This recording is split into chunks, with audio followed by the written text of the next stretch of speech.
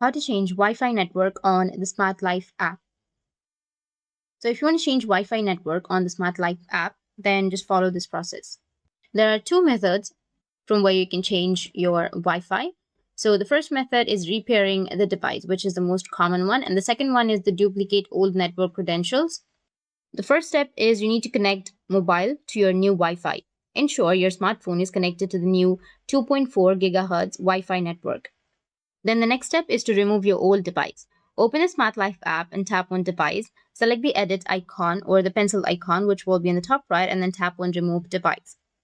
Next, you need to reset the device. Press and hold the reset button on your physical device until the LED indicator blinks rapidly, or it says pairing mode.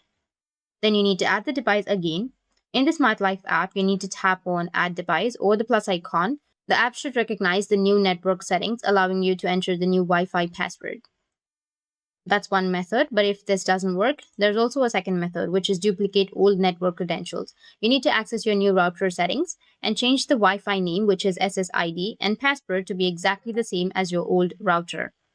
Your Smart Life devices should automatically connect to the new network without needing repairing. That's how you can do so, and if you have any questions, feel free to comment below. Thanks for watching.